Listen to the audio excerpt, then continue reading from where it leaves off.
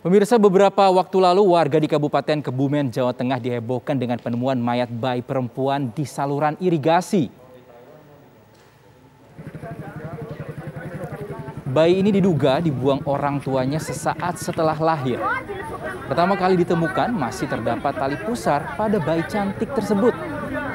Mayat bayi perempuan ini ditemukan warga pada saluran irigasi Desa Lajer, Kecamatan Ambal, Kebumen pada pukul 9 pagi. Beberapa warga yang melihat melaporkan temuan mayat bayi ini ke polisi dan dievakuasi ke rumah sakit untuk diperiksa secara medis.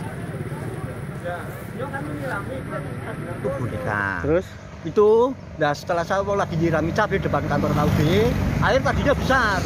Nah setelah itu dikira boneka, terus saya melihat, ya saya kira boneka. Ternyata setelah melewati pintu ini ditutup karena pengairan sudah jadwalnya habis. Ternyata wujudnya bayi.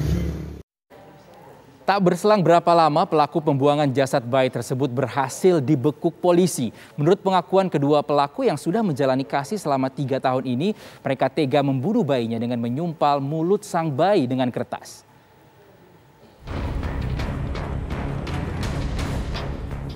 Kasus pembunuhan bayi yang dibuang di saluran irigasi pada bulan Mei lalu akhirnya terungkap. 2 orang pelaku yaitu DN, wanita berusia 23 tahun, dan SM, pria berusia 30 tahun. Keduanya merupakan rekan kerja di sebuah rumah sakit swasta di Kebumen.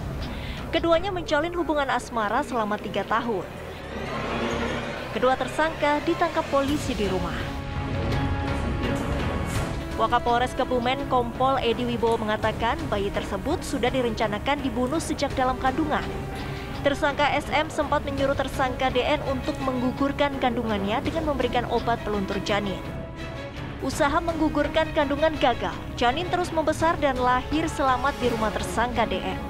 Namun malang, setelah lahir karena tersangka DN tidak menghendaki, sesaat setelah dilahirkan bayi kemudian dibunuh dengan cara mulut disumpal kertas. Jasad bayi kemudian dimasukkan ke dalam kantong plastik dan dibuang ke saluran irigasi persawahan tak jauh dari rumah tersangka pada bulan Mei lalu.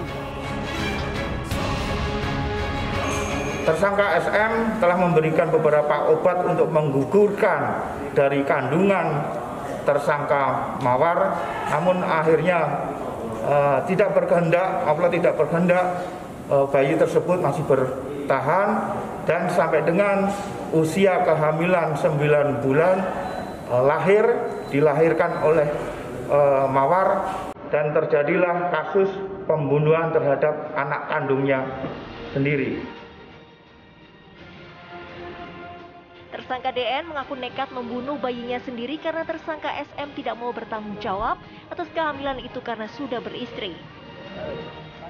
Alasan lain lagi, dalam waktu dekat tersangka DN akan menikah dengan pria lain dan takut kepada calon suaminya jika menikah sudah dalam kondisi hamil.